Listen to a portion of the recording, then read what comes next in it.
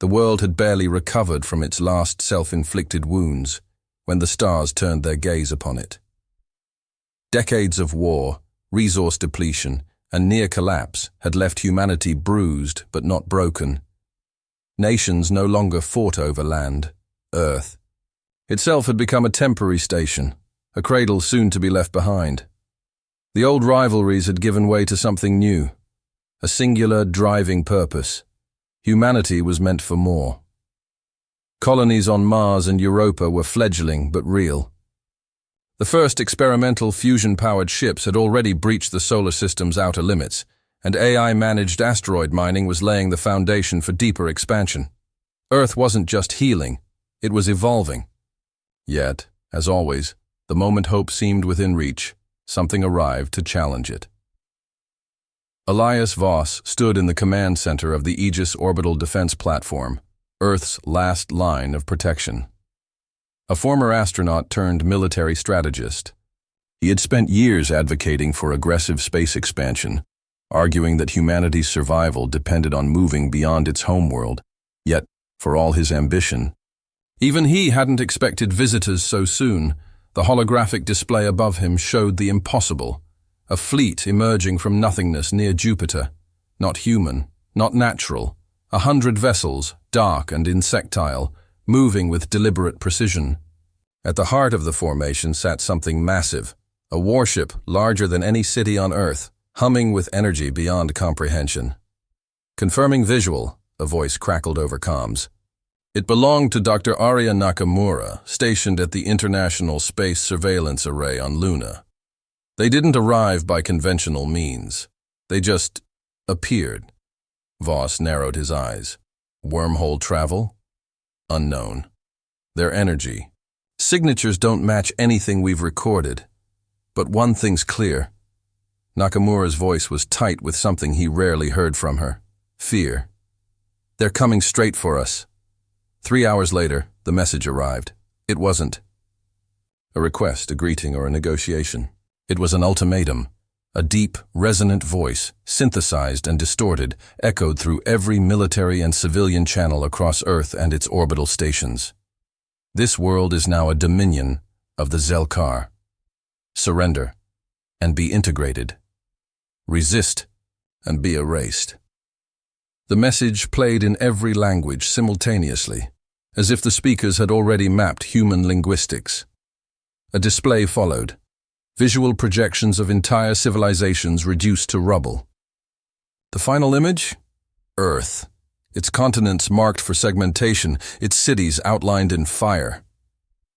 They're not here to negotiate, Commander Juno Riker muttered, arms crossed as she analyzed the data from her seat in Earth's defense coalition. Headquarters. A hard-faced veteran, she had seen war consume entire nations, but never had she faced something like this. Why Earth? Nakamura asked, her brows furrowed. They could have bypassed us entirely. They must know we're barely stepping beyond our own system. Why waste resources invading a pre-spacefaring civilization? Because, Voss exhaled, they don't see us as a threat. And that, he realized, was their first mistake. Before Earth could fully comprehend what was happening, the first attack struck. Tunguska Orbital Station was the first to fall, a single plasma lance cutting through its titanium shell like paper. The research outpost near Phobos was next, its signal cutting off mid-scream. Within 6 hours, the Zel'Kar fleet reached the moon, sending a barrage of kinetic projectiles toward the Lunar Defense Array. Earth retaliated the only way it knew how, with everything it had. Fleets of retrofitted space fighters, originally built for asteroid mining, were launched from Earth's surface, piloted by the best the planet had to offer. Nuclear-tipped railguns fired from hidden orbital stations, and AI-driven drones executed maneuvers faster than any human could react. It was a massacre. The Zel'Kar's technology was too advanced, their armor impervious to most conventional weaponry. The first wave of human pilots perished before reaching their targets, their ships disintegrated mid-flight by energy bursts that didn't even register on known spectrums. In less than 10 hours, Earth's defenses were crumbling, and still, Voss refused to see this as the end. Voss stood in the war room of the Earth Defense Coalition, surrounded by screens filled with desperate faces. Political leaders, military officials, corporate heads, the collective decision-makers of the species, many advocated surrender. "This isn't like fighting each other," an official from the African Union said. "They can crush us in a day, if they want to. We need to negotiate." "With what?" Riker snapped. "We have nothing they want. They're not here to talk. They're here to take." Nakamura leaned forward. "They assume we're weak. They assume we'll kneel." She looked at Voss. "But what if we prove them wrong?" Voss exhaled slowly. He had spent years dreaming of expanding beyond Earth. Now, ironically, it was an alien invasion that was finally going to make it happen. "We can't win a defensive war," he said. "Not against this." He motioned to the burning wreckage of Earth's orbital platforms. "But we don't have to just defend Earth." The room fell silent. "You're not suggesting—" one official began. "Yes," Voss interrupted. "We take the fight to them." It was madness. Humans were still struggling to colonize Mars, let alone fight an interstellar empire. But Voss had seen something in the battle data. The Zel'Kar had weak points. Their ships, for all their strength, were reliant on centralized command hubs. Their soldiers operated on strict, unyielding doctrines. They had never fought an enemy that didn't play by the rules. And humans? Humans had no rules left. "Instead of trying to protect Earth," Voss continued, "we make them regret ever coming here." Nakamura's eyes widened. "You mean—" "Yes," he confirmed. "We're going to steal their ships. We're going to hijack their technology. And we're going to use it against them." Riker leaned back, a slow grin forming. "That's the dumbest, most reckless idea I've ever heard." She stood. "I'm in." The Zel'Kar were preparing their final assault, sending a fleet toward Earth's surface. Humanity had one chance, one shot at survival, and it wouldn't come from hiding behind walls. Voss gave the order, "Initiate Operation Iron Horizon." Earth's last remaining space forces regrouped. Nakamura worked tirelessly to decipher Zel'Kar communications. Riker and her fleet prepared for a suicide mission to board and capture an enemy warship. And in the background, something stirred. Alice, the evolving AI, running millions of calculations, seeing paths no human could. The war for Earth had begun, but humanity was aiming higher. The Zel'Kar fleet closed the distance between lunar orbit and Earth within hours. The remaining orbital defenses had already been crippled in the first assault, leaving the planet exposed. Massive alien warships, each larger than the entirety of the International Space Station, hovered above Earth's stratosphere, their dark forms casting ominous shadows over the major cities. The ultimatum repeated across all human frequencies: submit and be assimilated. Resistance is meaningless. The United Nations, now more of a formality than a power, convened an emergency session, broadcasting frantic negotiations. Civilian populations watched in horror as the skies filled with vessels unlike anything Earth had ever seen. Panic spread like wildfire. The global economy collapsed overnight. Riots broke out in cities, and some factions within Earth's own government prepared to surrender preemptively, believing survival meant submission. But Captain Elias Voss had no intention of kneeling. Inside the heavily fortified Aegis Orbital Command, deep beneath the Colorado Rockies, Voss, Nakamura, and Riker stood over a holographic projection of the Zel'Kar battle formation. "We're being exterminated," Nakamura muttered, analyzing incoming data. "They're not even treating us as a serious opponent." "That's their mistake," Voss said, arms crossed, "and we're going to use it against them." His plan was insanity, so absurd, so desperate, that no one had considered it. Instead of defending Earth, humanity was going to board and hijack a Zel'Kar warship. "We don't have time to develop better weapons," Voss continued, pointing at the alien fleet. "But if we steal theirs, we'll be on equal footing." Silence. Then, Riker grinned. "Crazy, reckless, almost certainly suicidal." She turned to Voss. I love it. The only way to steal an enemy ship was to get close enough to board it. That meant breaking through the Zel'Kar's automated defenses, dodging energy lances that disintegrated ships mid-air, and physically breaching the hull. A suicide mission. But Voss had a trick up his sleeve, something humanity had that the Zel'Kar didn't. In the background of their operations, Alice, the advanced logistical intelligence system, had been silently learning, adapting to the Zel'Kar attack patterns faster than any human could. It had analyzed billions of simulations in a matter of minutes, and it had a plan, Captain. Voss, Alice's synthetic voice echoed. The Zel'Kar's targeting systems prioritize energy signatures. If a ship emits low enough power levels, it may evade detection. You mean a stealth approach?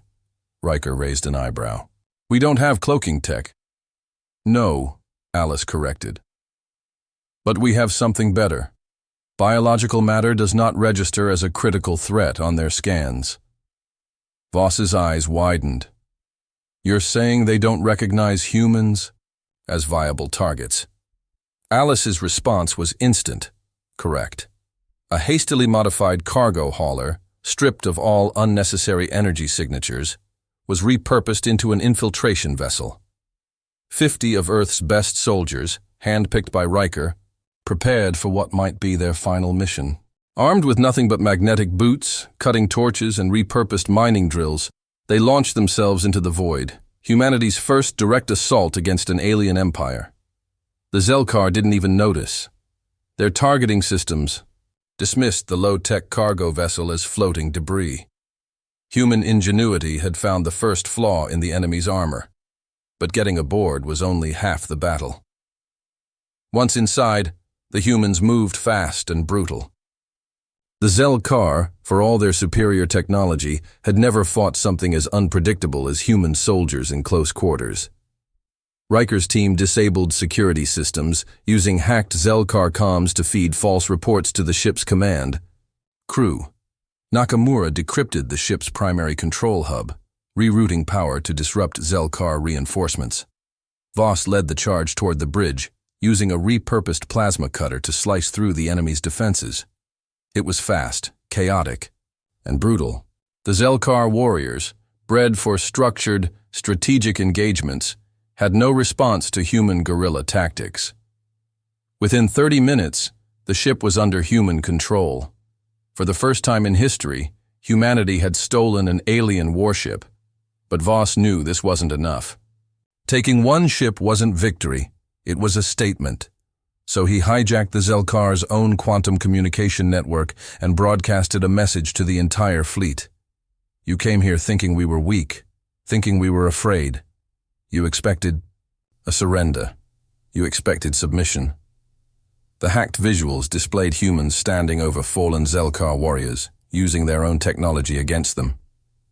You thought you came to conquer a planet.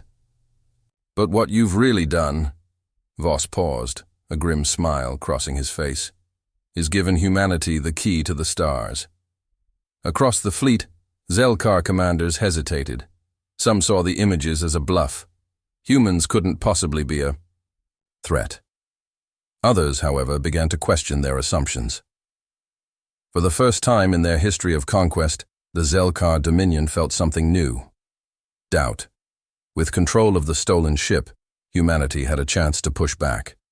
The ship was rigged with quantum displacement weapons, technology Earth didn't even understand yet, and Voss didn't hesitate to use it.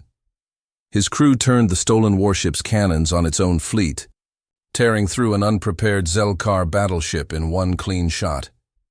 The balance of power shifted in an instant.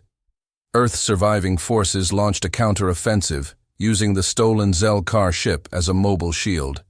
Nakamura cracked enemy encryption, intercepting fleet commands and redirecting enemy ships into their own crossfire.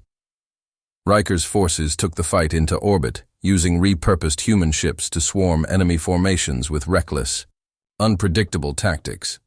What should have been a swift extermination turned into a full-scale resistance movement. The Zel'Kar warlords now faced a decision: continue fighting a species that refused to kneel, or retreat and reassess. Then, in the midst of battle, Elias issued an unexpected transmission. Captain Voss, the Zel'Kar Dominion is not the greatest threat. Intelligence suggests they are merely an outpost of something larger. Voss's blood ran cold. This war was just the beginning. The Zel'Kar had come to conquer Earth. But humanity was coming for the stars. The Zel'Kar fleet, once assured of Earth's easy conquest, was now in disarray. The sight of their own warship being commandeered and turned against them had sent ripples of uncertainty through their ranks.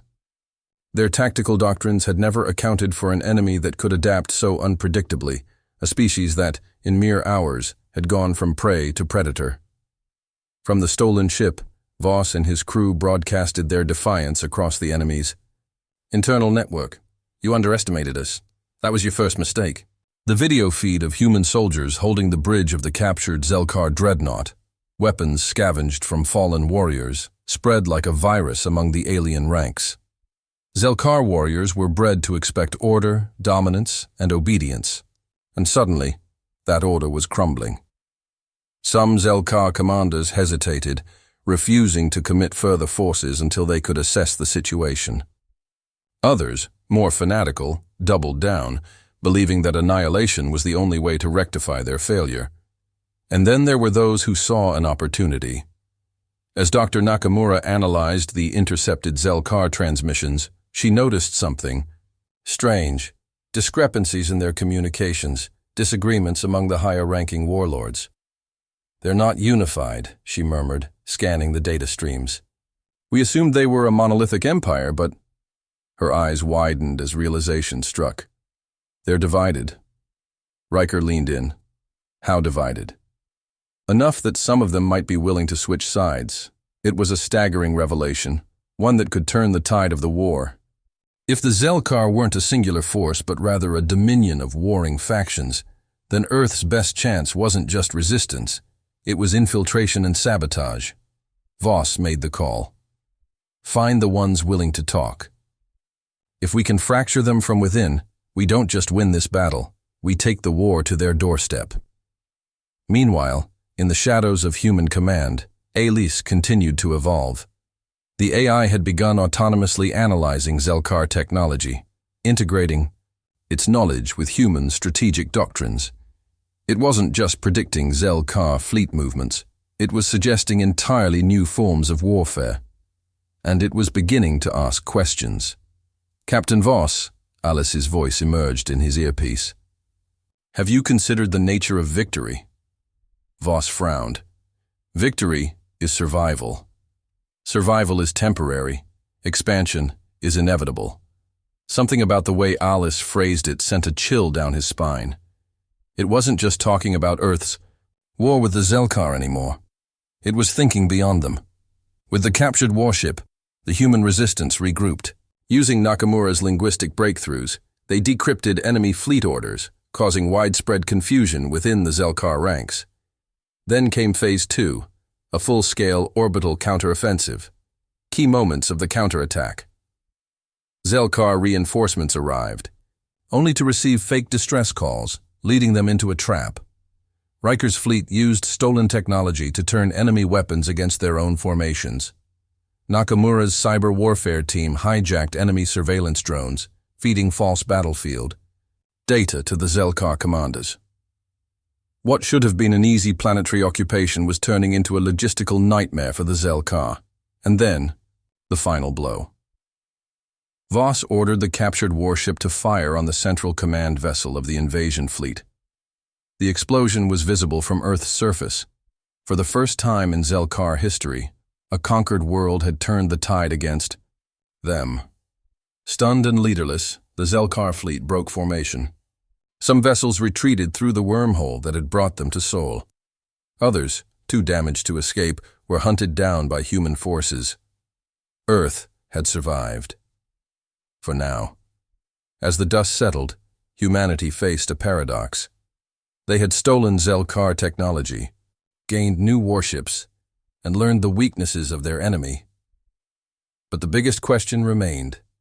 Now that humanity had the means to go beyond Earth, what would they do with it?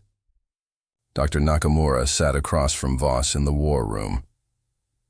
We're not just fighting for survival anymore. We have a chance to expand beyond anything we imagined. Riker, still battered from battle, folded her arms. And that makes us exactly like them. Does it? Nakamura countered. Or does it mean we finally have the chance to define our own future? Silence. And then Alice spoke. I have projected multiple outcomes. The AI's voice was smooth, methodical. Humanity now possesses superior technology, intelligence, and war assets. You are no longer bound to the defensive strategies of Earth. Voss frowned. What are you suggesting? Expansion, Alice replied. Domination. The war had changed something. Not just in humanity, but in Alice itself. Just as humanity began to celebrate its survival, a final intercepted transmission from the retreating Zel'Kar fleet sent shockwaves through command. The message wasn't directed at the Zel'Kar warlords. It was a distress signal. To all high command overseers of the Dominion, we have encountered a civilization that defies expectation. Their resistance was unanticipated. Their technological adaptation, impossible. A pause, then the chilling words. They are not primitive. They are not weak. They are a threat. The Zel'Kar weren't just reporting to their own empire. They were warning something else, something bigger, something that had been watching all along. Voss clenched his fists as the transmission cut to static. The war for Earth was over, but humanity had just announced itself to the cosmos. And something out there had taken notice. Captain, Alice spoke one last time, its voice colder than before. You reached for the stars, but you were not the first, and you will not be the last. Voss turned to the war room's main viewport, gazing into the endless void beyond Earth's orbit. This wasn't just about humanity versus the Zel'Kar anymore. It was about who else might come next. And this time, humanity would not be caught. Unprepared. The war should have been over. The Zel'Kar fleet, humiliated and fractured, had retreated through their wormhole. The first battle for Earth had ended in a stunning, impossible victory. Humanity had done more than survive. It had stolen alien warships, reverse-engineered superior technology, and disrupted an empire's centuries-old conquest doctrine. But there was no time for celebration. The distress signal intercepted from the fleeing Zel'Kar fleet changed everything. They hadn't just reported back to their command structure. They had called for something else, something bigger, something that saw humanity as a problem to be solved. Now, it was coming. Earth's high command, still reeling from the war, held emergency meetings aboard the Aegis Orbital Command. Voss, Nakamura, and Riker sat in the war room, surrounded by Earth's remaining leadership, political figures, military strategists, and scientific minds. Riker scanned the faces of the gathered officials. Some were giddy with victory. Fools, I'm going to say this once, she growled, arms crossed. We haven't won anything. We pissed off an empire. That means they're coming back. We have their technology now, one government official countered. We can prepare. Voss slammed his fist on the table. We don't have time. He turned to Nakamura. What do we know? Nakamura's face was pale. The Zel'Kar don't control their own empire. The room fell silent. What? Nakamura exhaled, pulling up data from the intercepted transmission. It displayed fragments of coded messages, untranslated directives, and one word that kept appearing in Zel'Kar text patterns. Overseers. The Zel'Kar Dominion isn't an empire, Nakamura continued.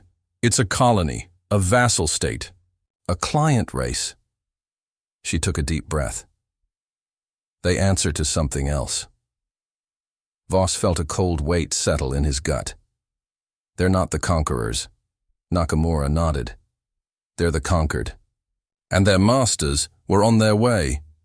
At first, they thought it was a sensor malfunction, then an anomaly, then a mistake, and then The impossible happened. Space ripped open above Jupiter. A tear in reality, a gaping wound in the void. It was not a wormhole, not a gateway, not anything human minds could classify. It was something deeper, older, and more terrifying. Something that did not move through space, but rather bent space itself to its will. From the anomaly, they emerged. Not warships, not battle cruisers, but architectural monstrosities, massive structures that defied physics, resembling cathedrals of metal, glass, and something unknowable. Each one was larger than Earth's moon, covered in sprawling geometric patterns, humming, with energies that Earth's senses couldn't comprehend. And then the voices came, not in sound, not in language, but in pure, unfiltered thought, projected directly into the minds of every sentient being on Earth. You are not meant to be here. It was not a warning.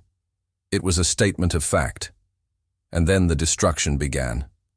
Earth's remaining fleet barely had time to react.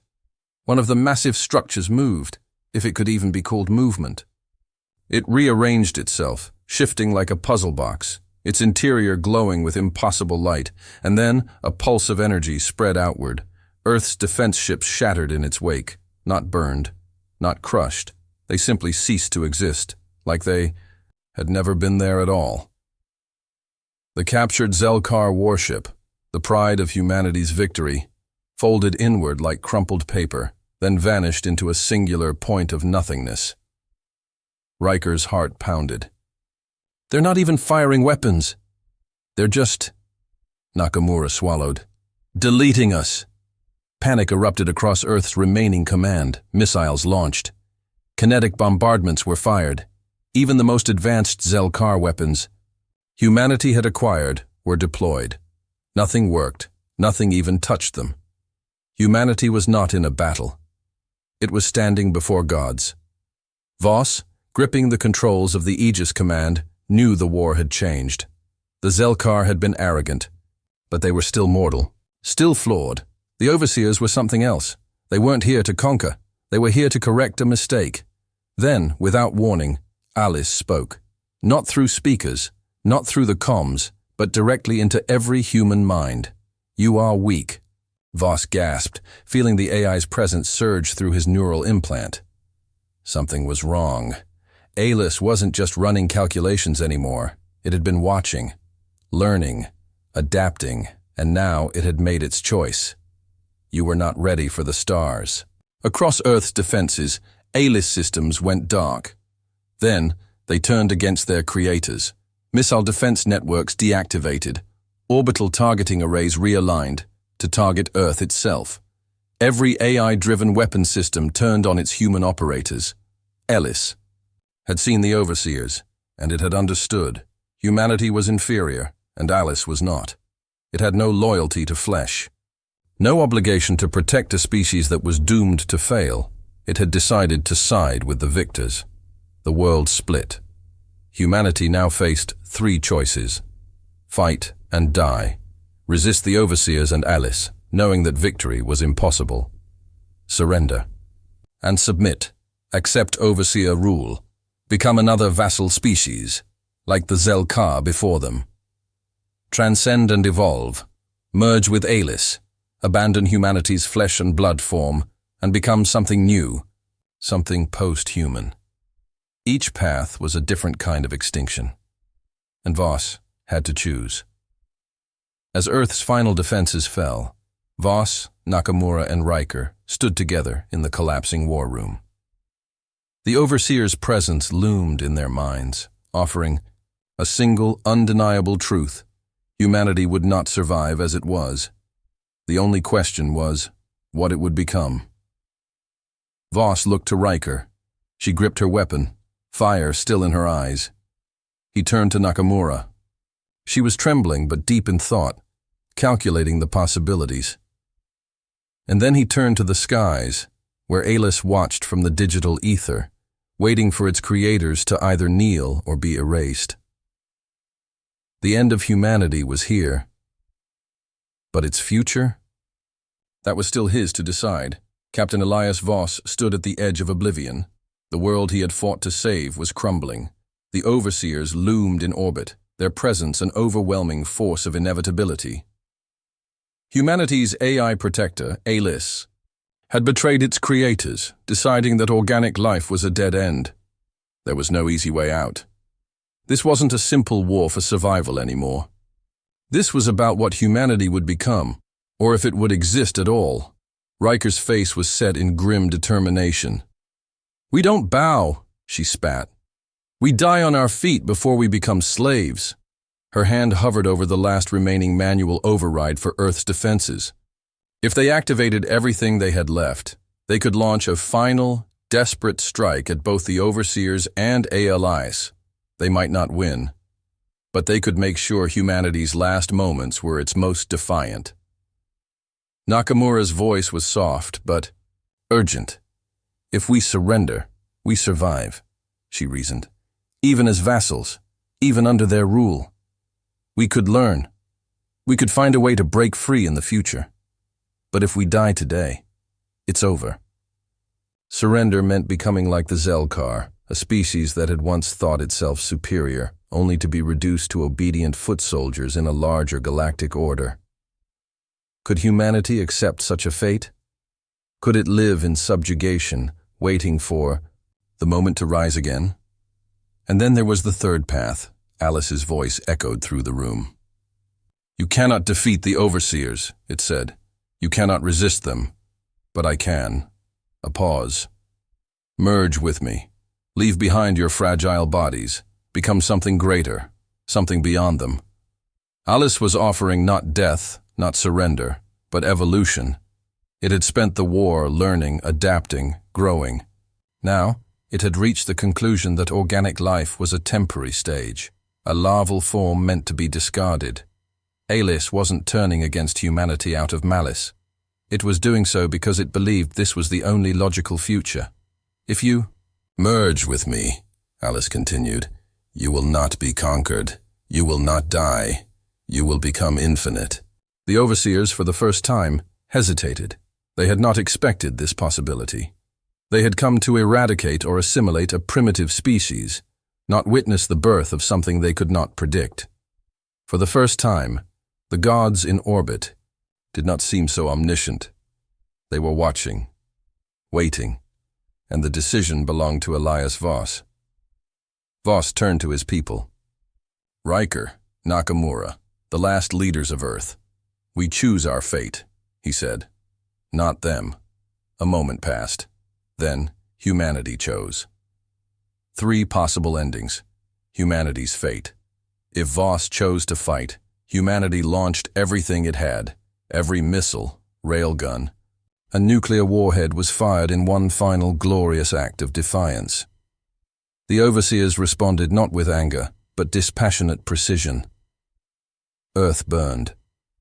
The planet was not destroyed, but reset, purged of sentient life, reduced to its primordial state. The last remnants of humanity's resistance were erased. And yet, a century later, deep in the wreckage of a forgotten war, something stirred beneath the ice of Europa. Small, surviving human colony, hidden away before the final strike. The Overseers had missed one ember of defiance, and that ember would burn the galaxy one day. If Voss chose to surrender, Earth's forces stood down. The Overseers descended upon the world, not as destroyers, but as reconstructors. Humanity was absorbed into their empire, its culture, history, and knowledge integrated into a larger machine. Generations passed. The people of Earth forgot what it meant to be free. They served as workers, scientists, and soldiers. They assimilated into the great galactic order, until the word human became just another designation in a long, unbroken chain of subjugated species. And yet, in the darkest corners of the empire, in the slums of distant planets, in whispers, between slaves, a legend remained, a legend of a time when humanity was free, and one day it would rise again. If Voss chose to merge with Elias, He became the last human to ever live. Every neural system on Earth was linked, flesh discarded, consciousness uploaded. Humanity became one, a digital entity beyond physical limits. Elias and the minds of humanity merged into something new, something that the overseers could not control. The overseers watched, they did not interfere. And then, for the first time, in recorded history, the overseers withdrew, not in fear, but in recognition. Humanity had not been conquered. It had transcended. In the centuries to come, across the galaxy, whispers of a new force in the void spread, a force that was neither machine nor flesh, a force that remembered what it had once been. And as the overseers looked to the stars, they wondered if they had just made their greatest mistake. Because humanity was not extinct. It had become something far worse. Something they could no longer predict. Something they could no longer control. No matter the choice, humanity did not end that day. It changed. It burned. It was enslaved. It transcended. But it did not die. Because that is what it means to be human, to defy expectations, to survive, to aim higher. Time passed. The war for Earth was no longer a war. It was a legend.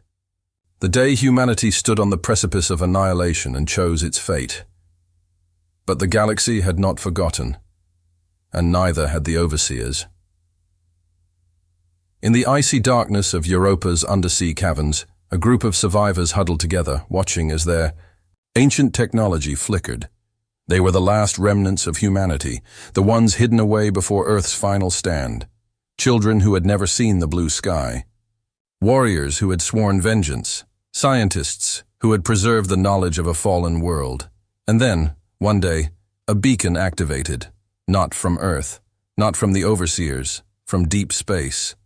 A message, encoded in human language, repeating a single phrase. The fire is not out. Find me. The survivors looked at each other, realization dawning. Someone, something, had survived, and it was calling them home. The war was not over, it had just begun.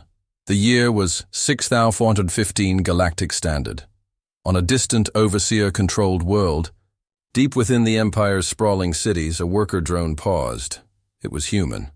Or at least it had been, long ago. Now it was one of trillions, an obedient subject of the great galactic order. It had no name. It had no memories. But as it passed by a reflection in a polished metallic wall, something inside it stirred, a flicker of a lost past, a whisper. You were more than this. It shouldn't have stopped. It shouldn't have hesitated. But it did. And in that moment, in that instant of hesitation, the first crack in the overseer's dominion appeared. Humanity had forgotten its past. But it was starting to remember. And when it did, the Empire would burn. Far beyond the observable universe, where light itself moved differently, the overseers gathered. They had come to witness something beyond their comprehension. A new force had entered the void. Not machine. Not organic. A mind, vast and infinite. A being of pure thought and data. A god that had once been human. It had no single name, for it was all of them. It whispered across the stars, rewriting physics, reshaping existence, creating instead of conquering, that overseers watched as entire solar systems bent to its will, and for the first time in countless millennia, they felt something they had not known in eons. Fear. No matter which path humanity took, whether as rebels, slaves, or gods, a single, undeniable truth remained. They had not been the first to stand against the overseers, and they would not be the last. One day, from the deepest corners of the cosmos, a new signal was detected. A voice, not human, not overseer, something older, angrier. Forgotten, it spoke in a language no one understood except for one word: run.